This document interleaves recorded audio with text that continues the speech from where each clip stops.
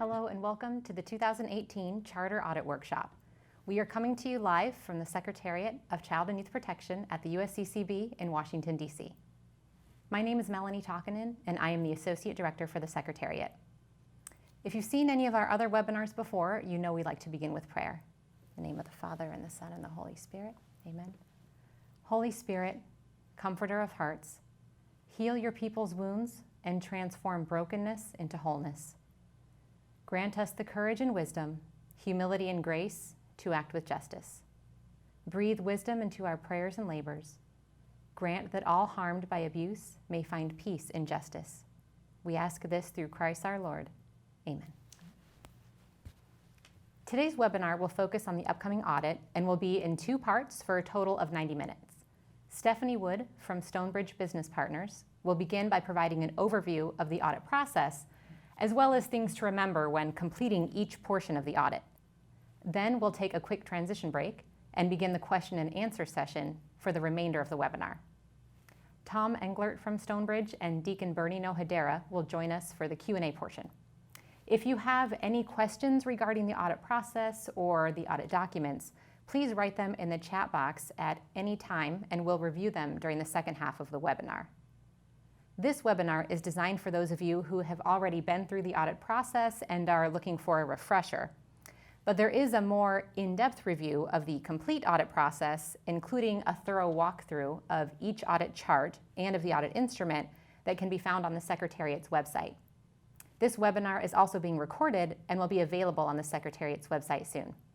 Once the recording is available, an email will be sent out through the CYP community. Now I'd like to turn it over to Stephanie Wood to begin. So Stephanie, thank you so much for joining us today. Thank you very much, Melanie. Good morning, everyone.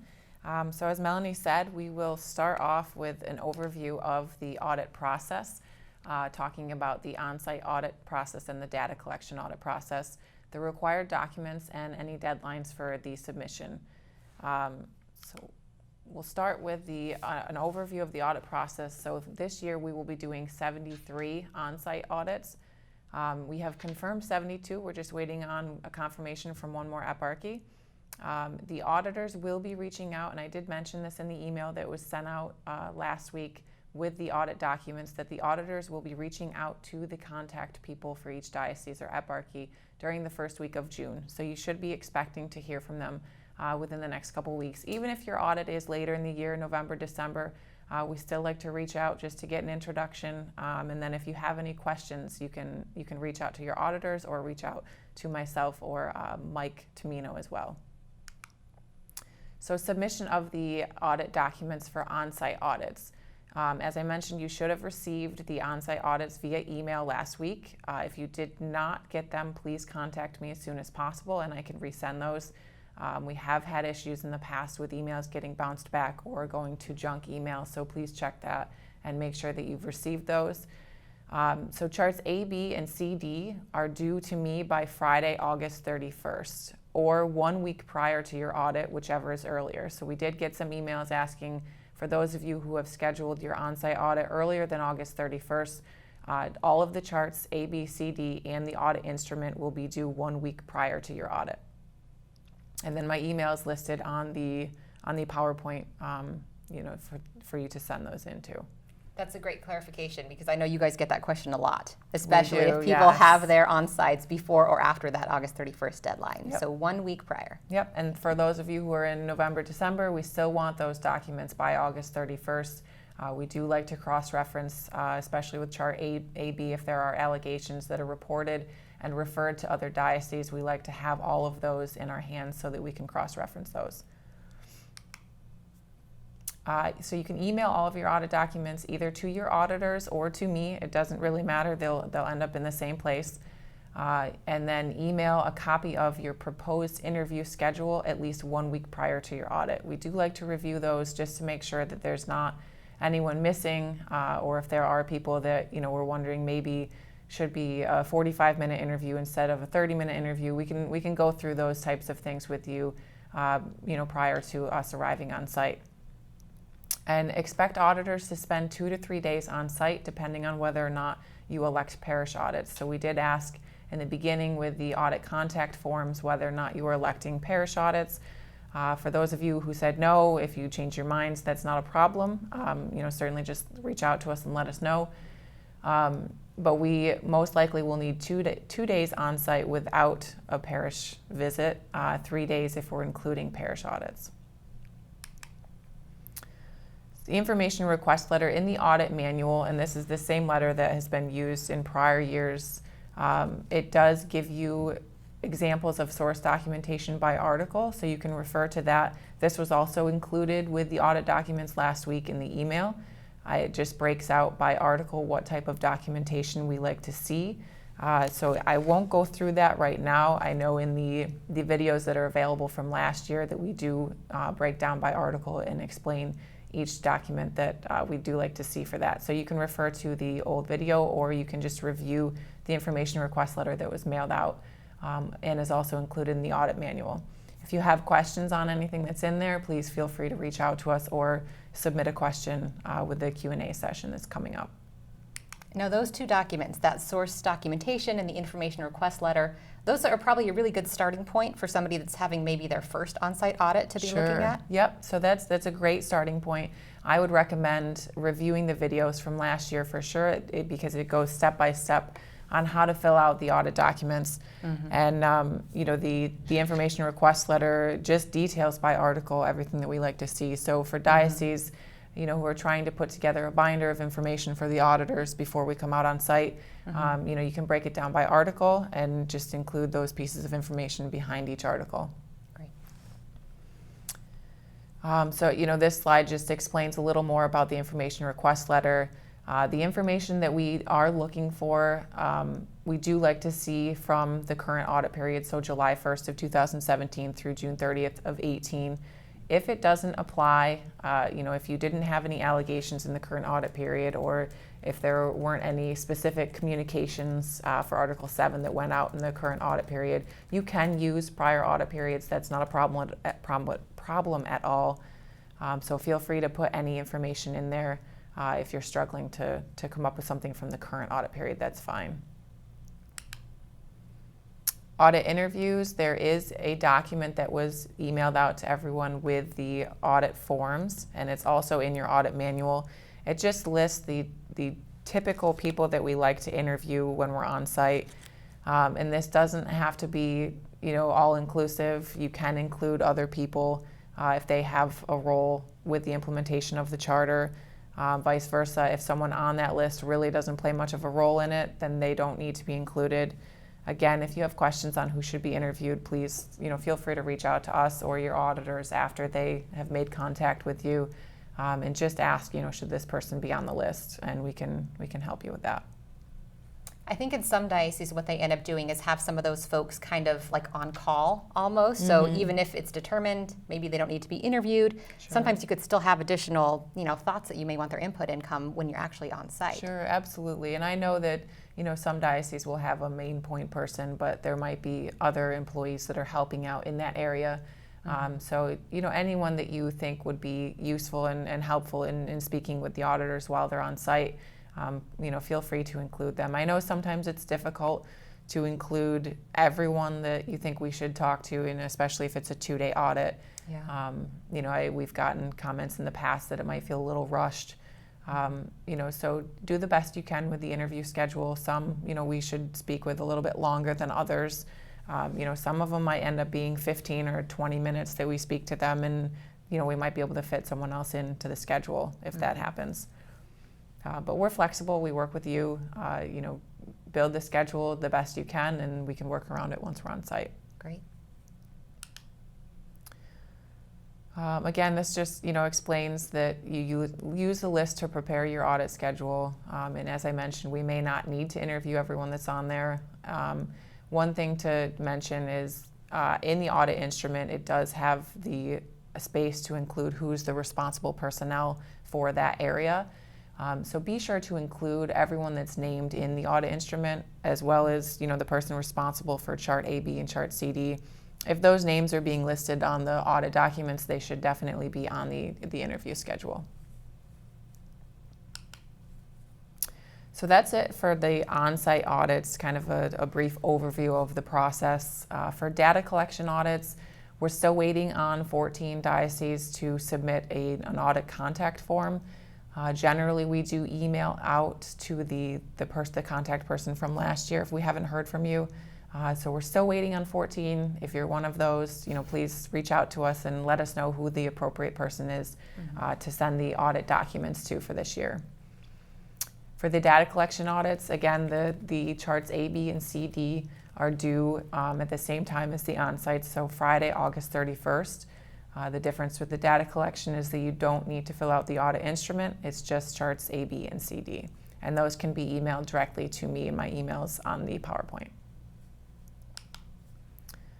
The data collection audits are performed in the order that they're received. As you can imagine, with 73 on-sites, there are quite a few more data collection audits that need to be done. So we do them in the order that they're received. So if you have a deadline, in the past we have received requests for insurance purposes or different things that come up to get the data collection audit done by a certain date. That's perfectly fine. We can work around that. Just get the information in, ahead of time so that we have enough time to review everything and follow up with any questions that we might have. So again, the earlier you submit your forms, the faster you'll get the compliance letter from us. Which really helps you guys out, but helps the diocese too, because It then they does. get that result sooner. And I Right. know everybody's waiting for that compliance. Right. Yeah, and we certainly, we understand that it takes a long time to pull the information together. So for some it may be a struggle to get the information together by August 31st. We appreciate that. And if there are issues with meeting that deadline, just reach out to myself and let me know that I need another week or I need another month if that's the case, depending on how you collect data from your locations. And that's fine. We'll work with that. There's plenty of time to get them done. So if you're in a rush and you want the information, you want your results, just get your data in as soon as possible. So the audit instrument charts A, B, and C, D. So we'll briefly go through these. Again, the videos are available from last year, so you can review those for more in-depth information and step-by-step of what we're looking for as far as answers in the audit instrument, and then how to fill out charts A, B, and C, D. And again, if you have questions as you're filling documents out, don't feel like you have to go back to the videos from last year. Just give us a call and we can help you through your questions. So chart AB, just a couple of reminders, things to remember while you're filling these out. Make sure you fill out all of the cells. I know for some dates or some information you might not have all of the pertinent details. If that happens, just at least write us a little note down in part 2 explaining this is left blank because we don't know the exact date. If you have a year, you can even fill that in instead of the exact date. But just let us know that you're aware that that information was left blank. Otherwise, we will come back and ask the question of, you left this out, do you have this information for us? Using unique accused numbers. So it's a little difficult to explain it, and I won't go into too much detail because it'll just be confusing. But when you identify the accused, just make sure that you're using 1, 2, 3 for different numbers. Sometimes we have run into issues in the past where it should have been 1, 2, 3, but there may have been a 1, 1, so it appears as though it's the same accused, but it should be 2 separate. So just be mindful when you're filling it out to make sure that those are using different identifying numbers. And then include all allegations. This should include any allegations that are referred to other dioceses. So if you receive something but it's not related to a priest or deacon of your diocese and you refer it to someone else, that should still be reported on your chart AB.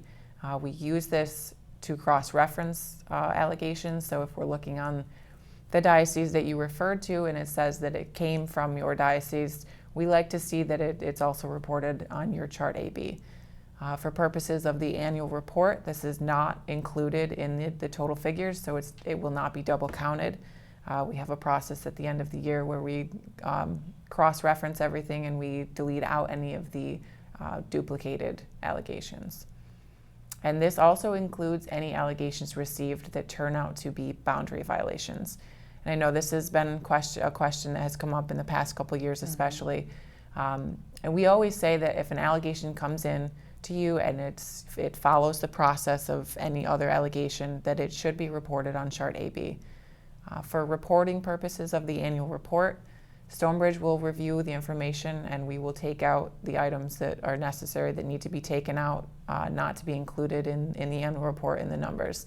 But for discussion purposes and for completeness, we like to see all allegations that are received by the diocese to be included on Chart AB. Mm-hmm. Especially when we're talking about boundary violations, and typically when a diocese is getting an allegation, you don't know if it's a boundary violation until Right. after you've gone through the investigation process. Sure. So Yep. you're right, when you're talking about just being thorough, that's a great way to just maintain that transparency Right. completely. Right, and especially for the on-site auditors, when they're there and reviewing documentation and talking to people. In the past, things have come up where, oh, well, we received this and it's not included on Chart AB. So it makes us go back, and then we ask questions about it, and then we determine then if it should be included.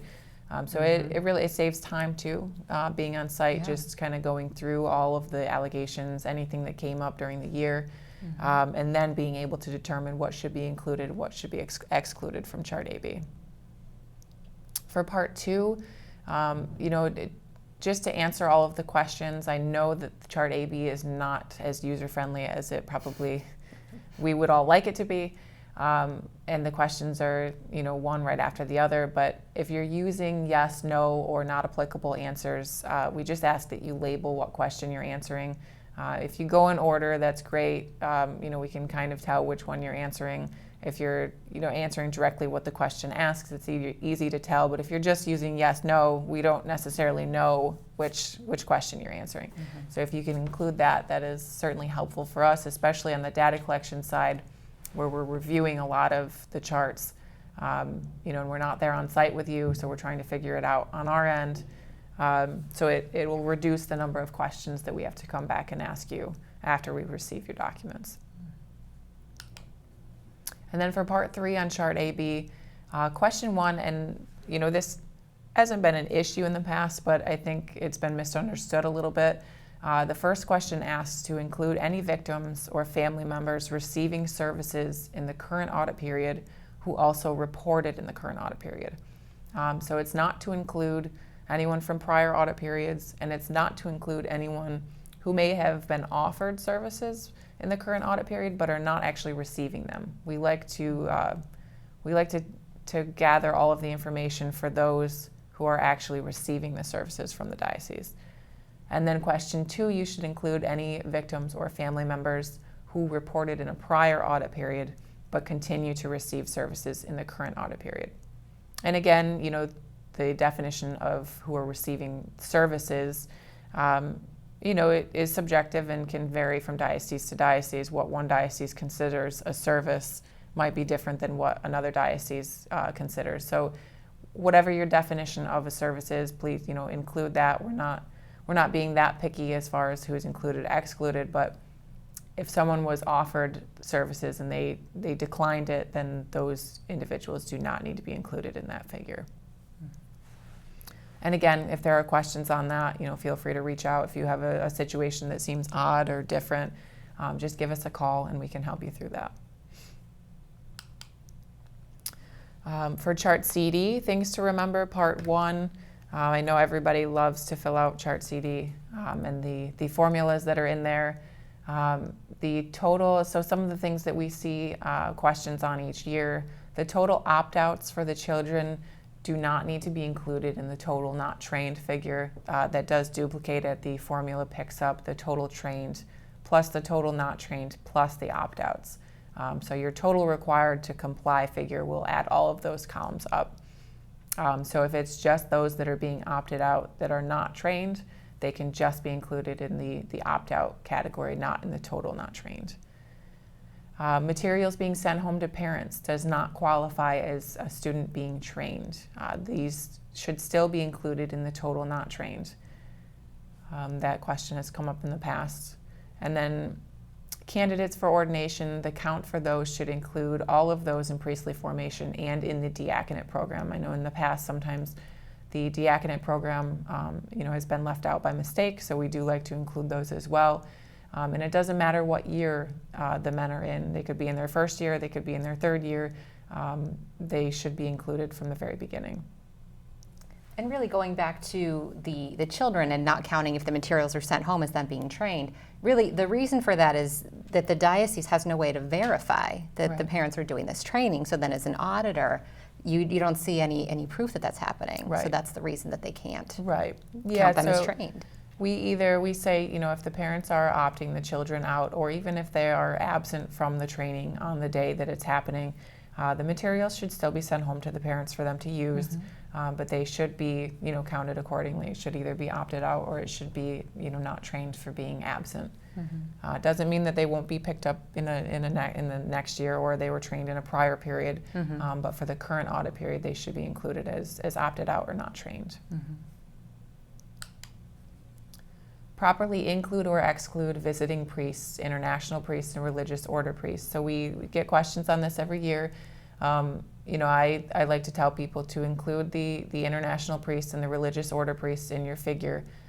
For other visiting priests, if they are incarnated in another U.S. diocese, they do not get included in your figure.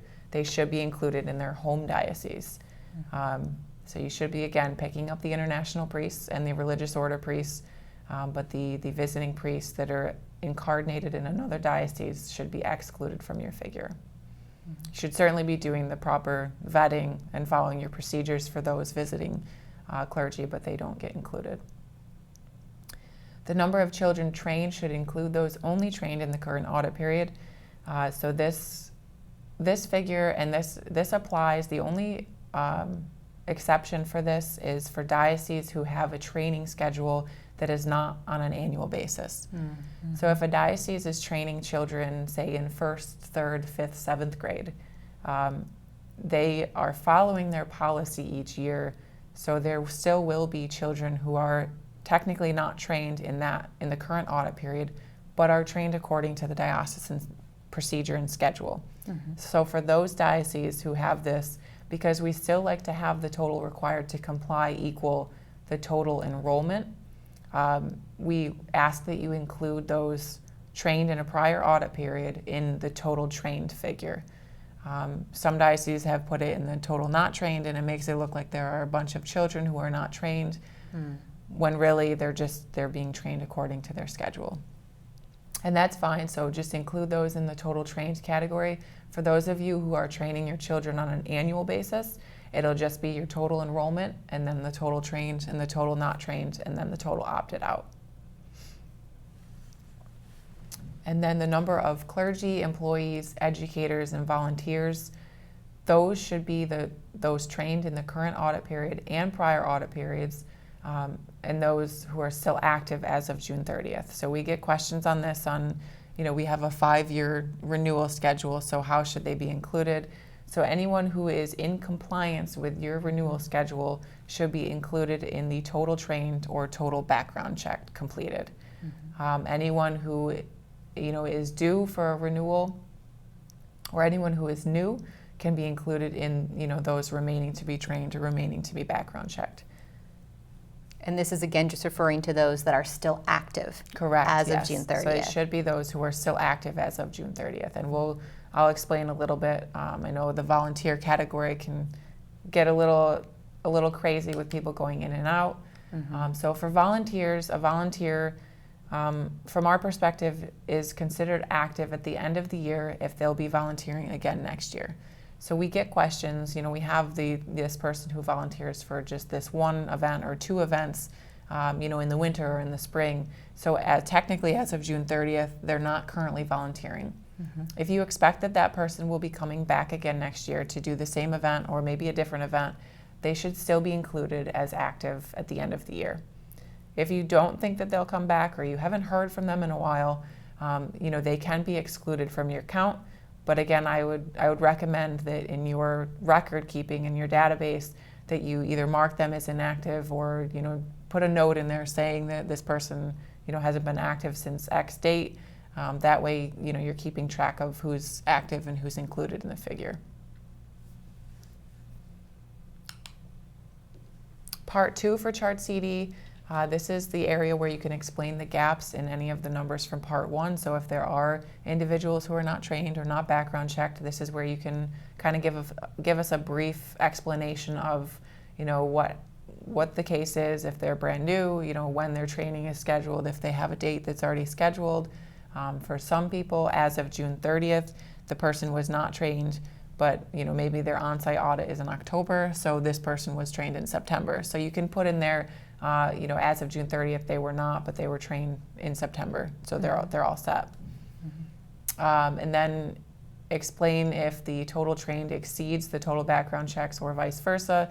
I know for some dioceses, you require training, but if you have youth who are volunteering that are not old enough to have a background check, it kind of throws off the figures. You might have more training than you have of background checks.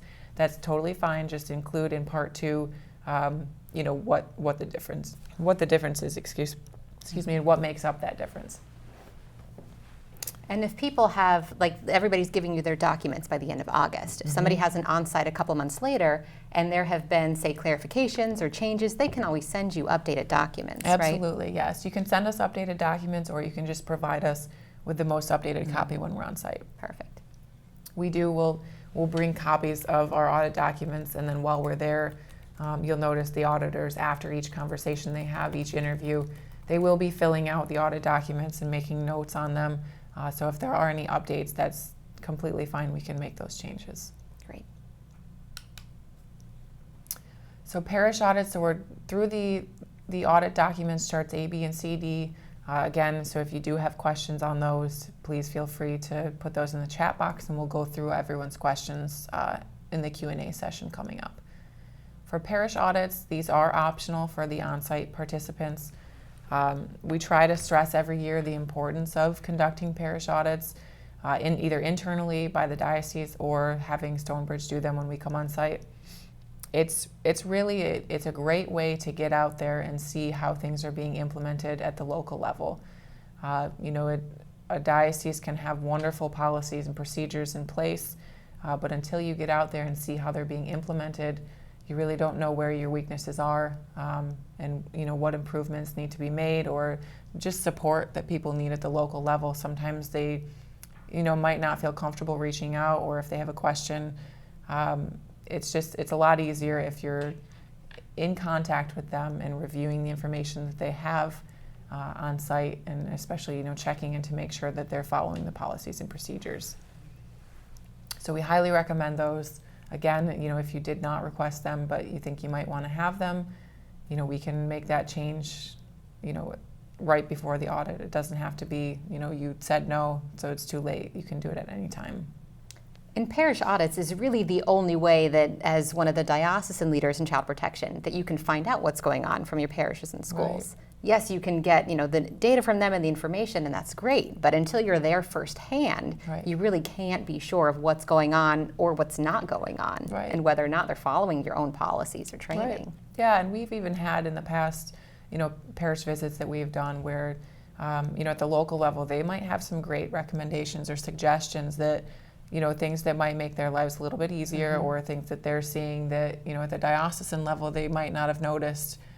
Because they're on the different side. So it's good to get input from them, and we'll discuss in a little bit also about the parish survey, which helps out with that as well. But we definitely stress the importance of the parish audits when we're on site. It's a recommendation that we make to every diocese who isn't doing them. We certainly understand that the resources sometimes aren't there for some dioceses to be able to do them, but it's always something that should be kept in mind. Especially if even at a minimum, if a diocese can't do it internally, you guys are definitely more than willing to go out and do them as part of your on-sites. Right, and I know our time is limited while we're on site, so we do our best to make it out to different locations. I know dioceses who regularly have us do parish audits. We're trying to increase the distance that we can drive from the chancery to still be able to do the interviews and review documentation that we need to do on site, but also make it out to the parishes, that don't get visited very often, that aren't 15 minutes away from the chancery, that, might need the support and might need the visit. Absolutely. So the audit contact person, we ask that you provide the auditors or myself, depending on who you want to reach out to. I've had a couple people reach out, asking questions about the parish audits and when they should send the list of locations. You can do that at any time, whenever you're comfortable. If you want to start getting the schedule together, that's fine. We can do that. We ask that if we are regularly visiting the same parishes over and over again, to maybe try and switch it up and give us a couple different places. Also, if there are specific locations that the diocese want us to visit, put those on the list, and we can make that happen. It may be helpful also to revisit any parishes or schools if issues were found in the past. So say you're doing parish audits internally and you notice issues with a couple of different places. If you want to include those in the parish audits for us to do, that's perfectly fine. We can put those on there and even discuss with you any certain points that you want us to look at while we're out there. We're generally able, I would say, to visit 4 to 6 locations depending on how flexible our schedule is. We like to have, if we have 2 auditors on site, sometimes it's easier to have one auditor go out and do the parish visits while the other one is doing the interviews at the chancery. That certainly frees up a lot of time for us. If there are schools that are attached to the parishes, that makes it easier, obviously, to visit more locations. We like to visit with the members at the parish as well as the people at the school and talk to them about their process.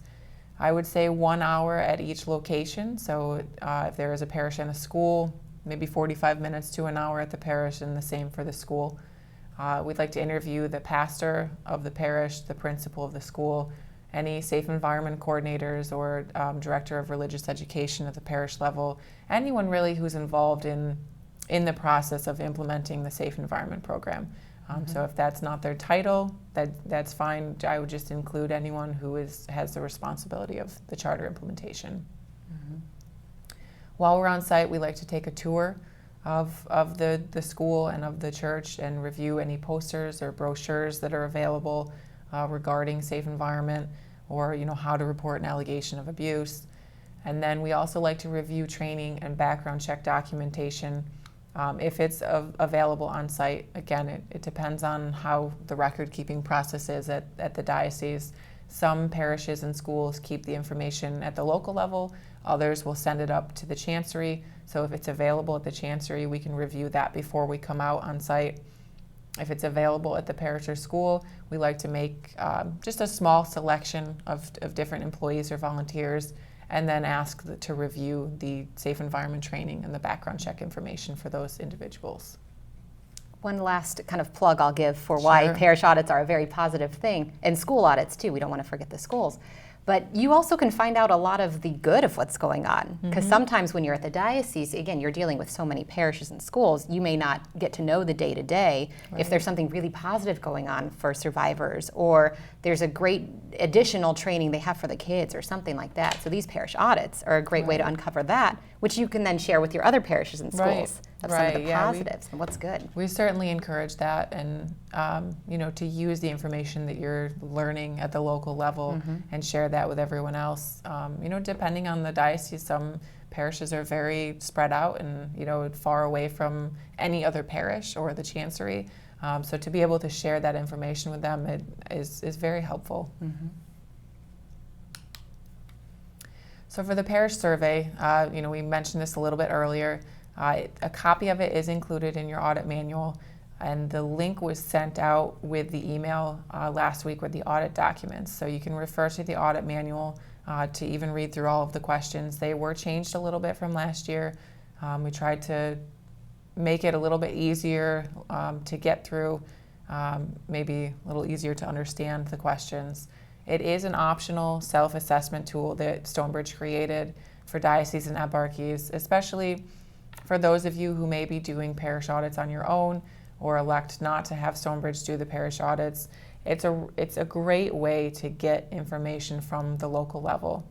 We ask that you copy and paste the link into an email, send it out to the individuals at the local level. For anyone who has issues with technology, You can even print out the survey and you could mail it to one of the parishes or schools if they don't have access to a computer. Maybe the internet doesn't work very well. There are different ways of getting the information out to people. Or you could even set up a phone call with someone and go through the questions with them, and jot down the answers at the chancery. But it really has given a lot of insight to dioceses in the past of what's going on at the local level without doing an in-depth parish visit.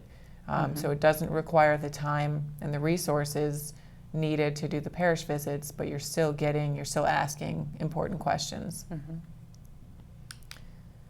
So again, it's a web-based survey.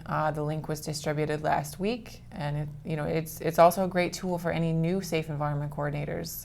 You're coming in, you're trying to learn the ropes, you're understanding the policies and the procedures, trying to get to know the people, your contacts out at the local level.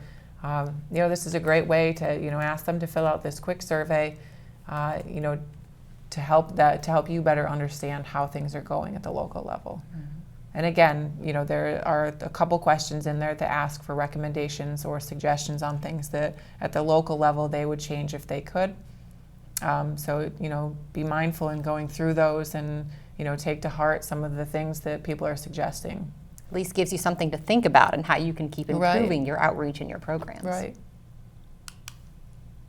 The results for the parish survey come directly to StoneBridge, so we summarize them automatically. We'll pull them down.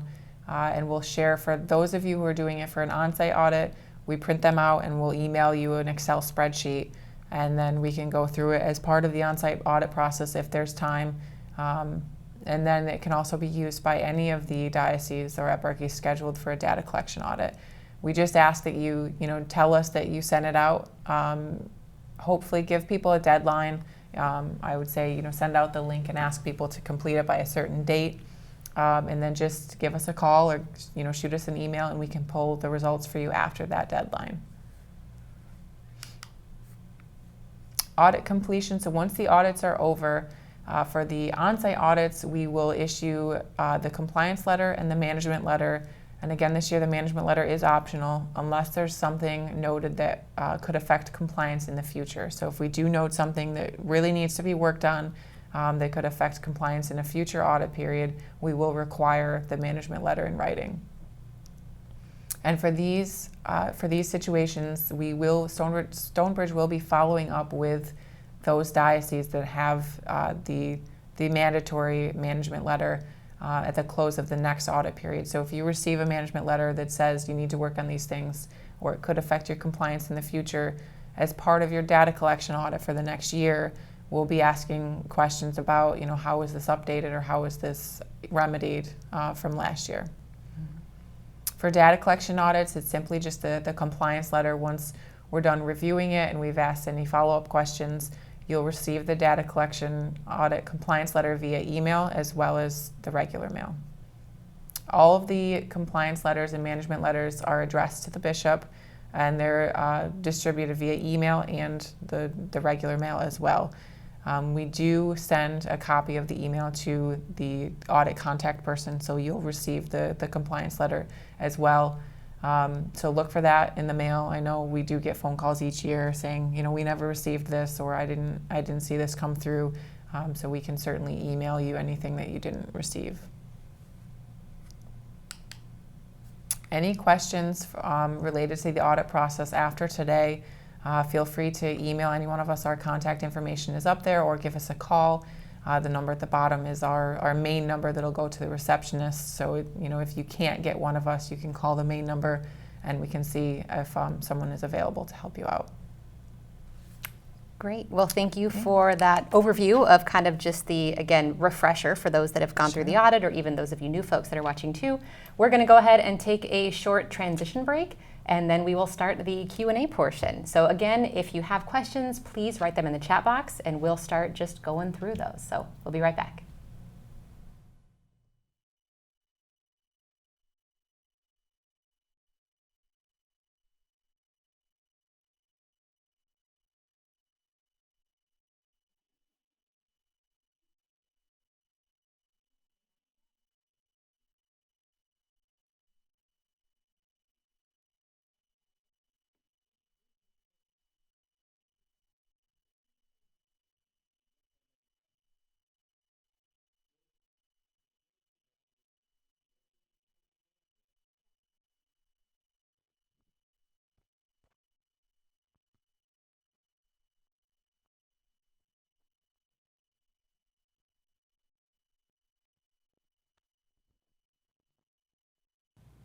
Hello and welcome back. Thanks for sticking with us today as we go through this audit webinar. Now we have joining us for the Q&A portion, Deacon Bernie Nohedera, the Executive Director of the Secretariat, and Thom Englert, also from StoneBridge.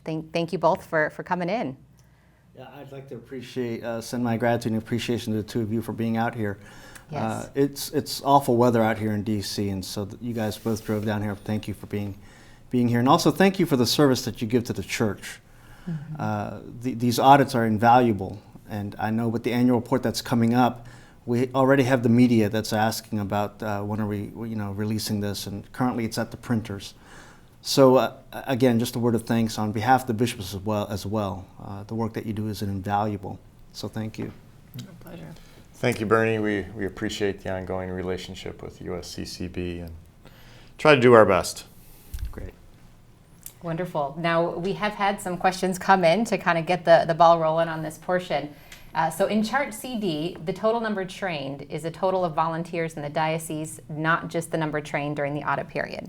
So volunteers being trained. Correct. So for the volunteer figure, it will be the total number of active volunteers that have been trained in the current period or a prior period based on your training schedule. So if you require training every 5 years, in the off years, they will be included in the total trained figure. So the total required to comply should be the active volunteers as of June 30th.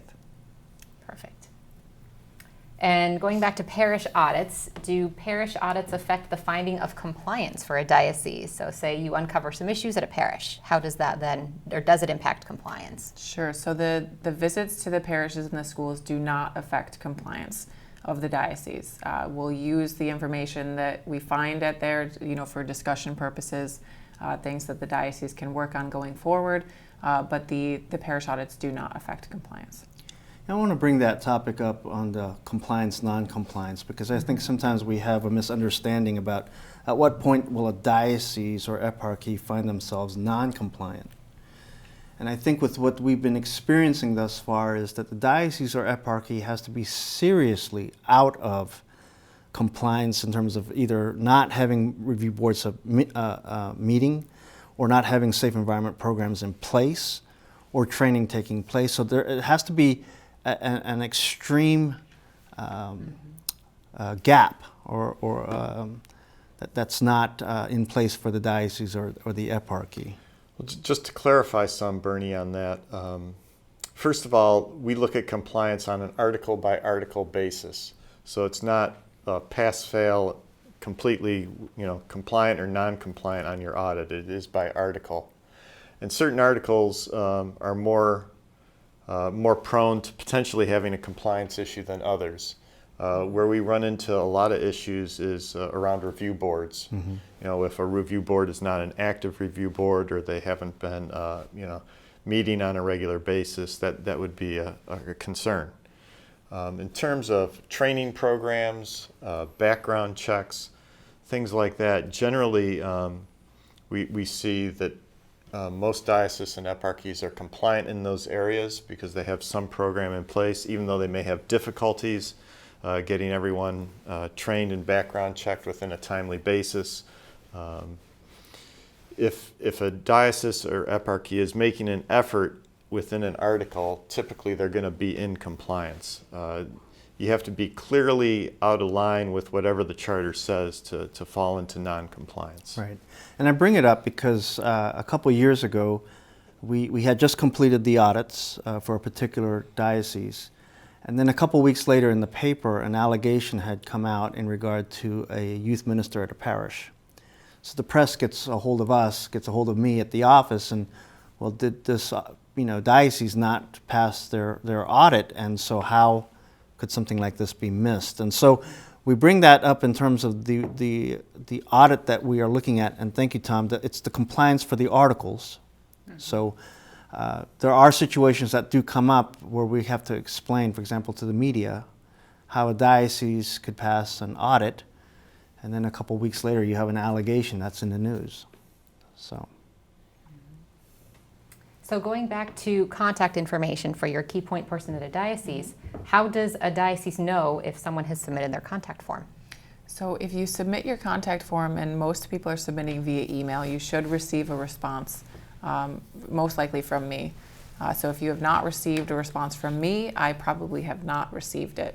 So feel free to give me a call. If you're unsure, just give us a call instead of email, just in case we're not receiving your emails, and I can let you know if we have received the contact form. Great. For on-site audits, can someone just send a list of a couple of locations, or do you want a list of different locations that you can choose from when you're going out to do parish audits?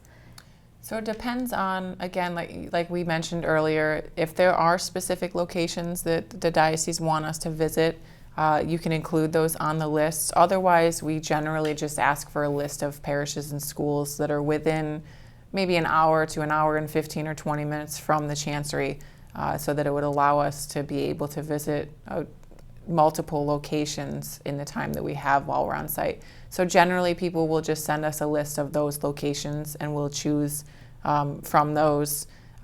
We ask that you include differences in sizes, so maybe a smaller parish and then a larger parish, and a school that's attached or a parish that's standalone. That way we get a variety of different places that we're visiting. But you can submit the list any way you like, really, as long as we have enough choices to choose from. And then if there are specific locations that you want us to visit, just note that on the list. Great. So it's really about finding a good representation of the diocese is kind of the goal with the Right. different size parishes. Yep. Okay. And the bishop may also have parishes he wants to put on that list as well. true. I've heard from bishops that would tell me, well, I'm having a pretty difficult time with this one parish. Could we, I said, Bishop, that's your prerogative, whatever you would like, to put on there. Right. So this one is going back to the safe environment training for the kids. Why not develop a category for homeschooled children for safe environment training? Do you want to answer that one? I can answer that one. Okay. I can address that one. I don't know if I can answer that Address one. it. So we have been running into more and more issues with homeschooled children. There are more out there than there were 10 years ago.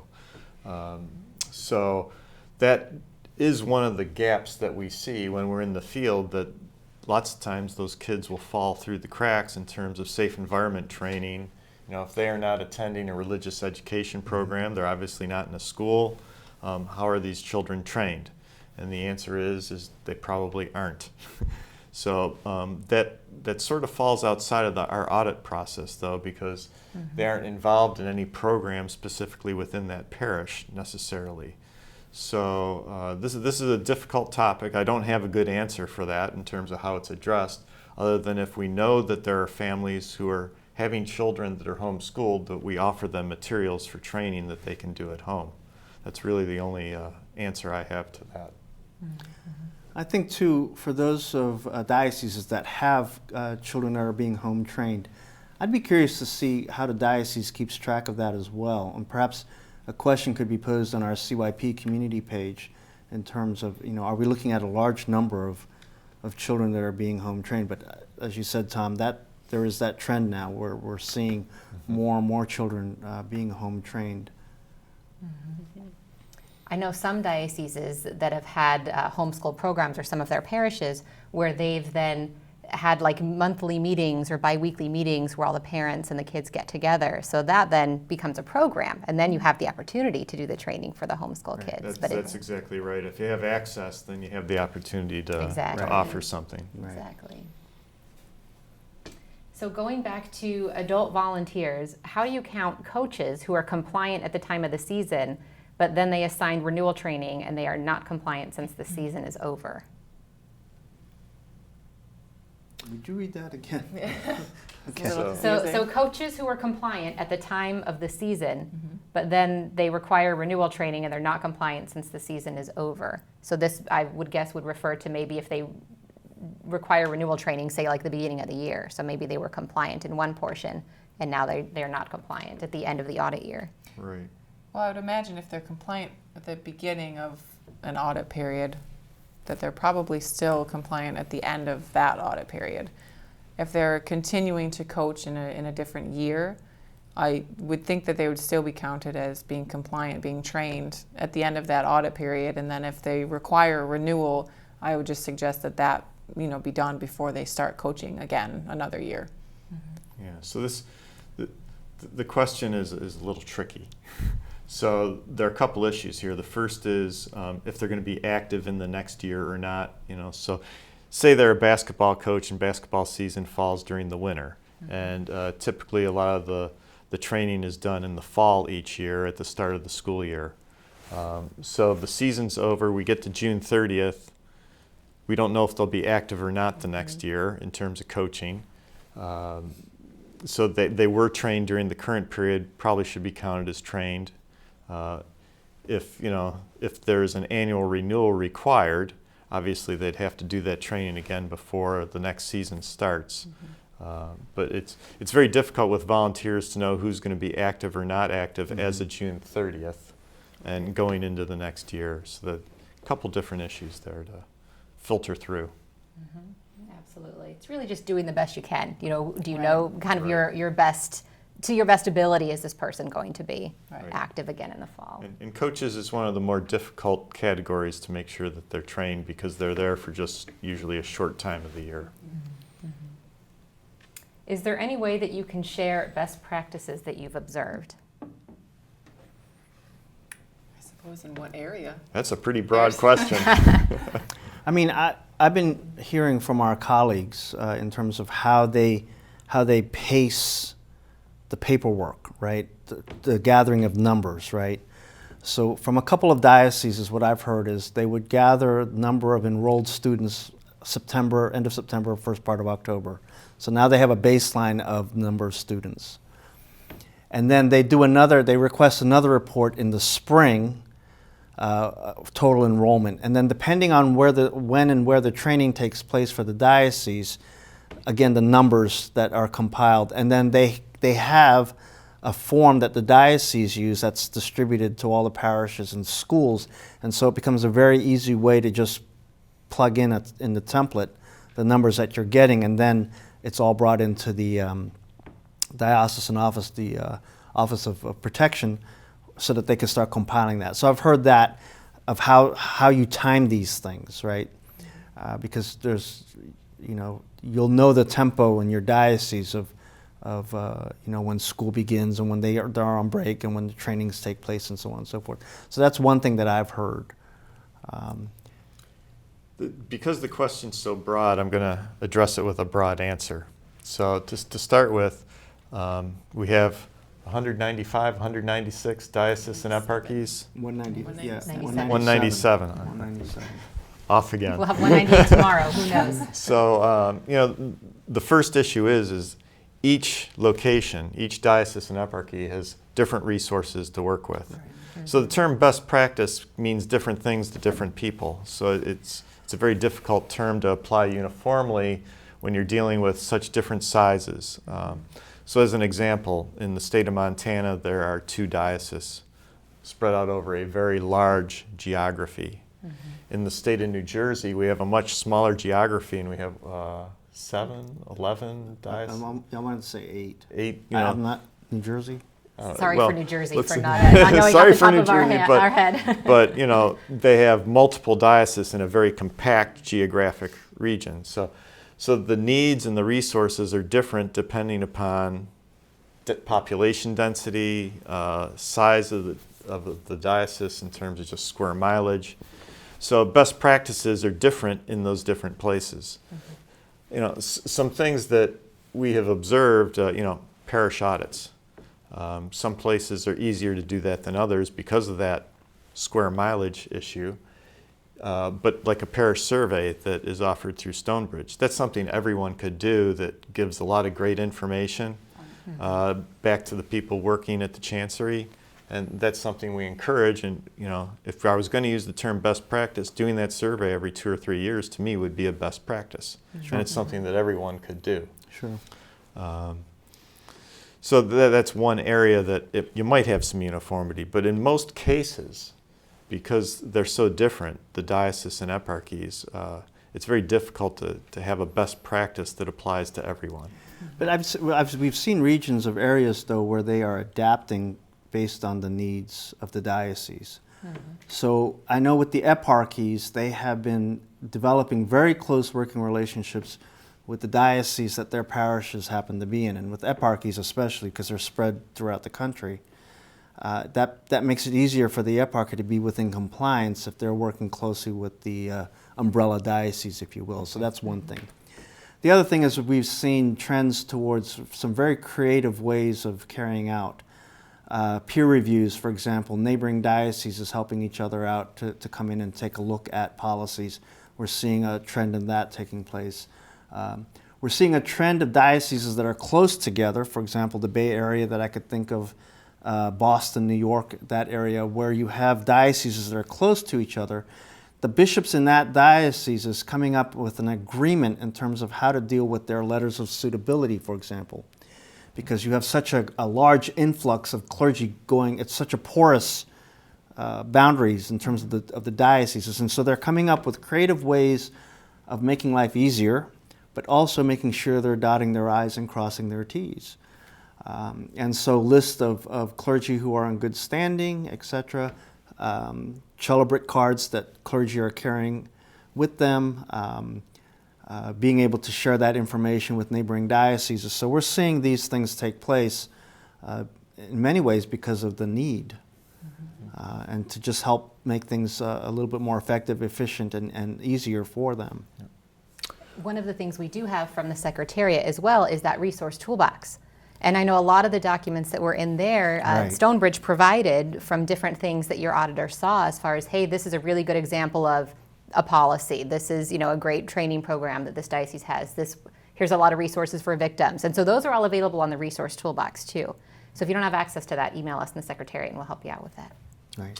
And in conjunction with the resource toolbox, something that I generally recommend wherever I go is to the Safe Environment Coordinator or the Victims Assistance Coordinator. If you're uncertain about things you should be trying to implement, it's good to have a peer group of individuals in other dioceses your size, or with your same issues, and to try and meet people either at conferences or reach out to people via email to see if you can share information. And two heads are better than one, right? So Sure.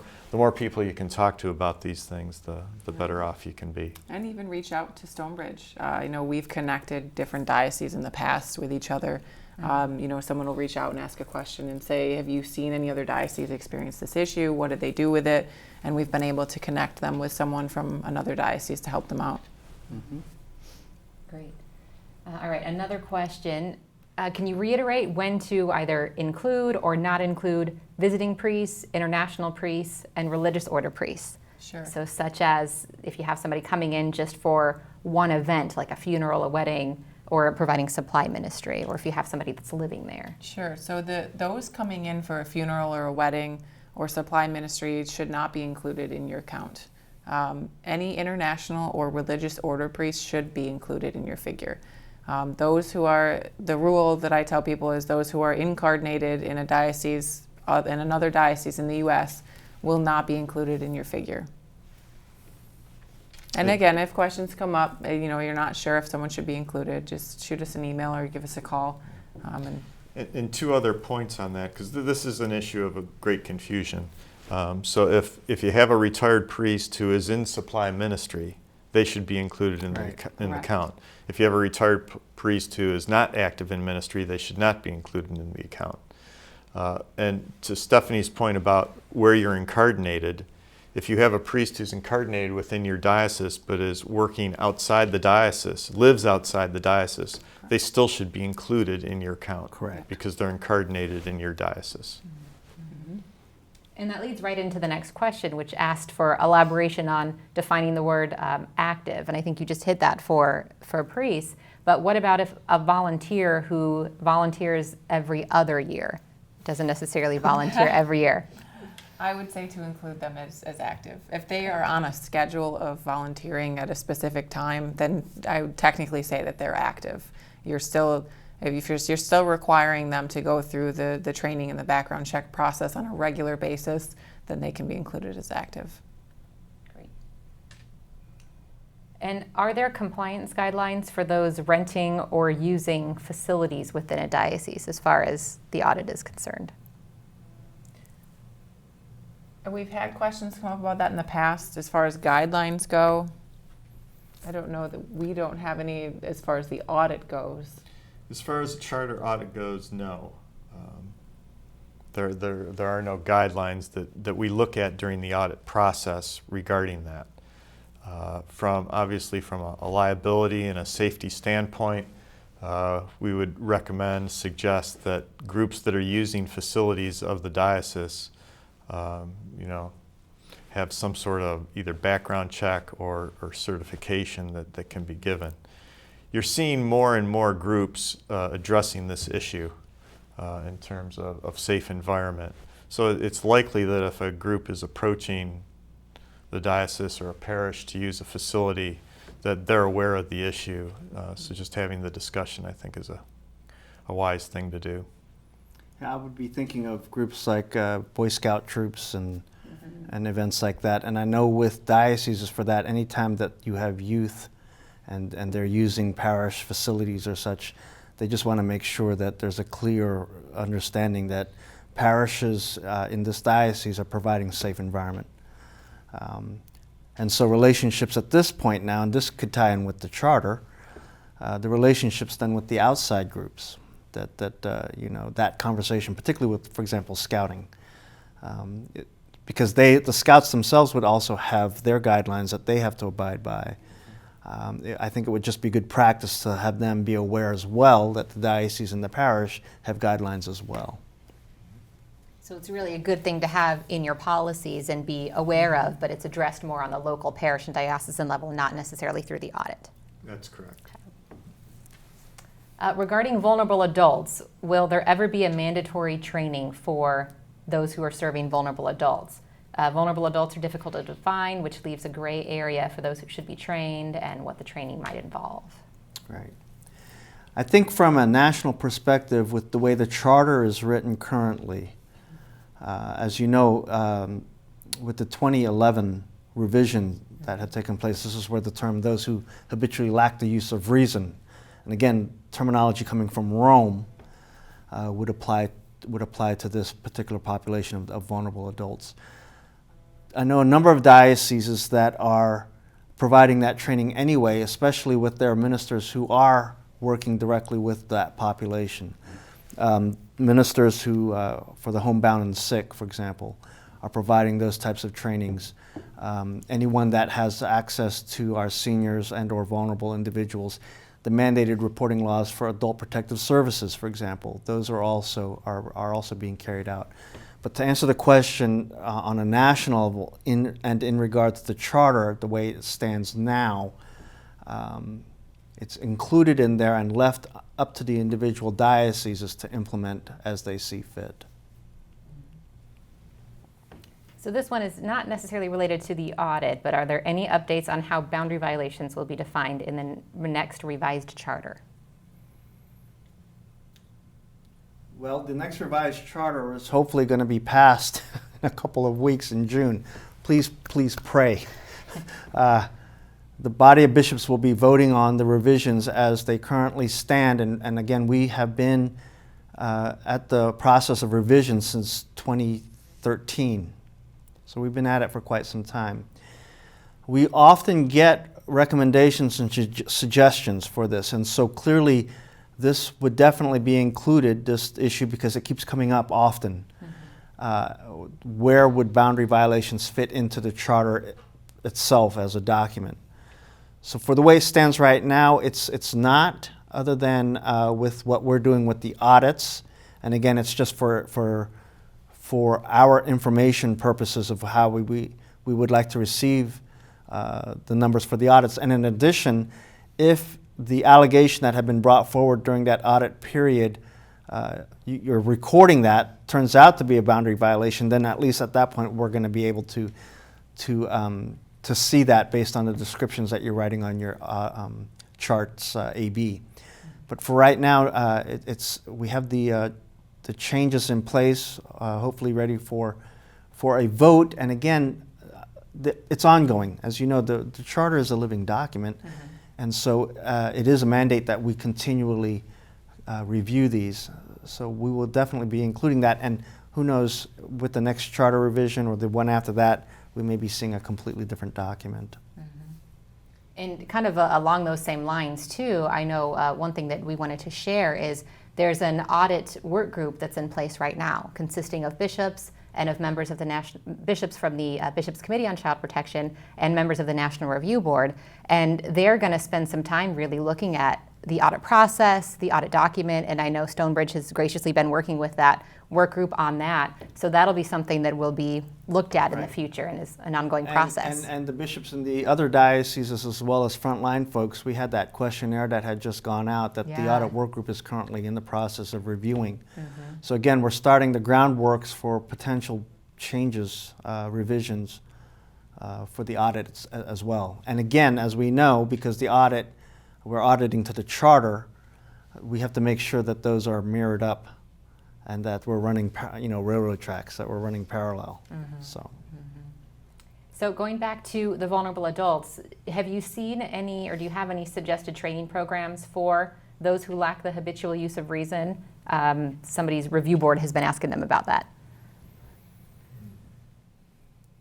I've, when I was working in San Jose, the Diocese of San Jose, I worked very closely with county mental health in regard to those types of trainings. It's a very particular and specified form of training, so you definitely want to make sure you have folks that are experts and know what they're doing in that field. And so any like the adult protective services units of your county mental health or state mental health departments, I've seen as wonderful resources of being able to provide that type of training. I think that would be a great question to also bring up with our Lady Marriage, Family Life and Youth Secretariat to see if they have any resources that they could pull and help with us.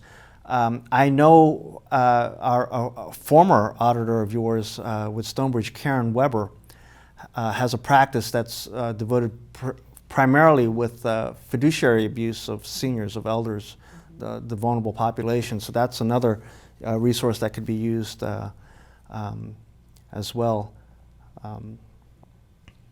Great. So a couple of questions on handling allegations in Chart AB. How do you handle allegations on Chart AB with lawsuits? So for instance, what if you don't know anything about the allegation? Sure. So on Chart AB, we just ask that you include as much information as you can. If there are areas that you're unsure about, just leave them blank. And again, explain in Part 2 that you don't have the information for it. If you don't have any information, if you can just list, 1, 2, 3, 4, however many allegations were received, that it was received through an attorney, if it's through a lawsuit, and the rest of it can be left blank if that's all you know. So we just ask that you put the information that you know on there. Great. And then what about, should you report allegations to the authorities if the victim is a minor, or if the victim is not a minor? Sure. Do you want to answer that? Yeah, that's an interesting question. So we've been dealing with that quite a bit recently because certain jurisdictions have made it known that they don't want a report if the person is no longer a minor. So Bernie, you and I have been talking about this some. In fact, I think you and I ended up dealing with one particular situation that came to us at two different time periods. And when Thom and I talk on a regular basis and started talking about this particular case only to find out we were talking about the same case. And what came out of what's transpired with that was the diocese was concerned if per article cooperation with civil authorities. Article 4. Article 4, yeah. If they would be found non-compliant with their on-site if they are not reporting allegations that involved an individual when the individual was a minor but now is being reported as an adult. And in this particular case, it was brought to our attention that the State Attorney General's office had come out with a ruling mandate in terms of how they would like for that state to carry out those matters.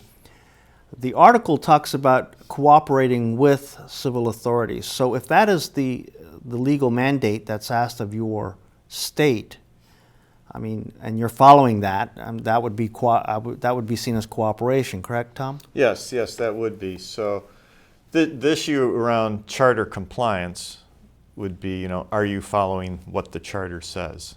So the charter addresses minors. They specifically need to be reported. If you receive an allegation on a minor, that must be reported per the charter.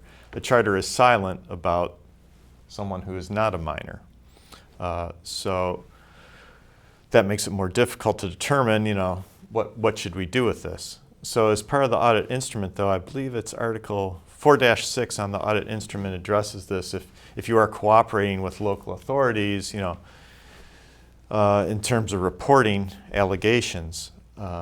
So when we're in the field, we get questions about this frequently, and what we advise is, try and build a relationship with the local authorities so you're reporting how they want you to report. Some dioceses have taken a position that they're reporting everything no matter what the authorities say. And the authorities don't take it anywhere because it's usually past statute of limitations or whatever. But when you're dealing on a national level with this, statute of limitations are different in each state. There's no set standard there. So dealing with the local authorities and gaining an understanding of how they want that to be treated, that we would consider as cooperating with local authorities. And as I said earlier, different sizes, different issues within each diocese. This is one of those areas that wherever you are, the local jurisdiction may want it handled differently than, in a different state. So you need to be flexible, and just having that relationship is really what's important. And I think also when it comes time to the audit, in particular on sites, being able to explain, what the process is, the Right. procedure. Right. As I said, it's to be found non-compliant on an article, you really have to be ignoring everything that the charter says. So if there's an explanation as to why you're doing what you're doing and why your policy and procedure within the diocese is the way it is, and it is in compliance with what the local authorities want, it's likely you're not going to be found in non-compliance in that case. So another reporting question, why do we not report allegations against laypersons? So why are the allegations focused only on clergy? Right. They're reporting, not on the laity. So I probably should let Bernie answer this, but the charter addresses only priests and deacons. So in terms of clergy, that's why Chart AB is designed the way it is designed. It doesn't address women in ministry. It doesn't address lay people in ministry. It only addresses priests and deacons. It was a very narrow scope in terms of the document itself. It was in response clearly to the Boston headlines. I mean, dioceses had policies in place prior to Boston.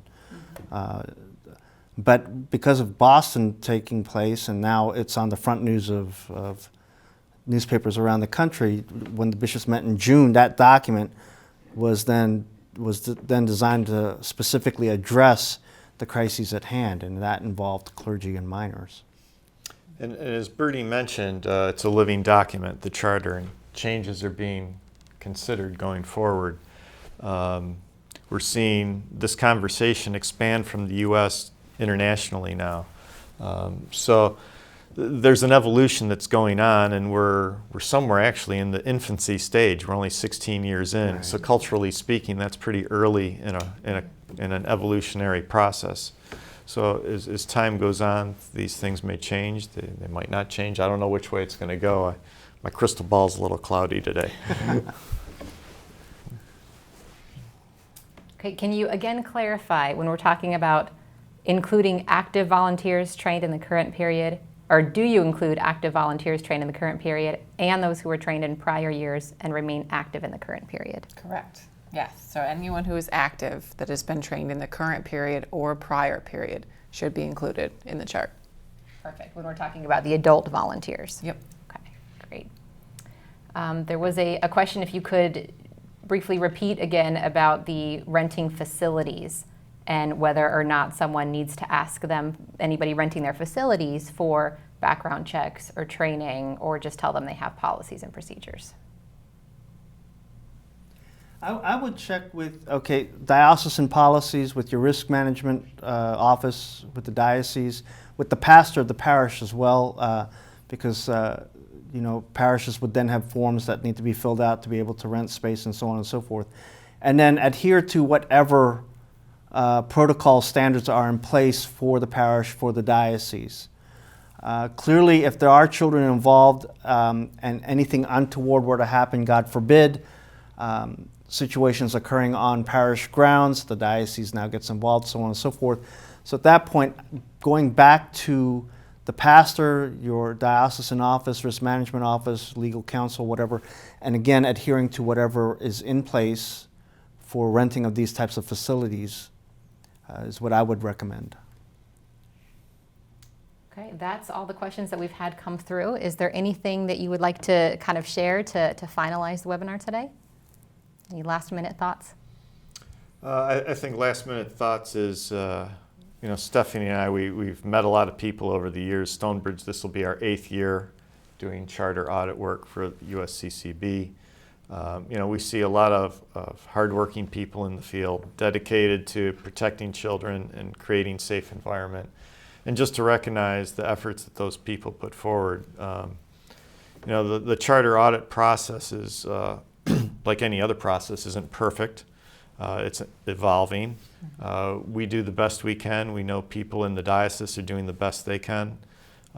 So it's as much of a meeting of the minds and how can we improve this type of process as it is, are you in compliance or not in compliance? So just to recognize the hard work of everyone out there and thank them for that. I think it's important for us to do that. I'd like to also, again, express my thanks and gratitude for the two of you being here and for the work that StoneBridge is doing on behalf of the church and for those who've been abused and victimized. And I want to thank all of you that are out there and anyone who's working to help to make sure our children are safe and those that have been abused and hurt are being attended to and taken care of. This is definitely a ministry that is very, very much important, a core value you've seen very much in terms of the life of the church. And so with that, just again, a round of applause to all of the wonderful work that everyone's doing out there.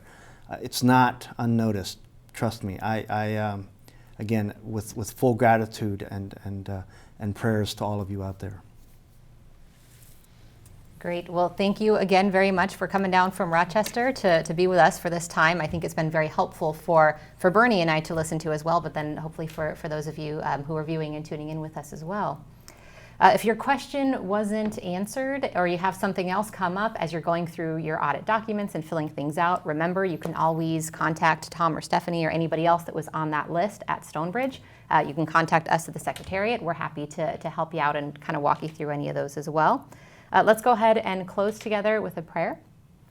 Father, and the Son, and the Holy Spirit.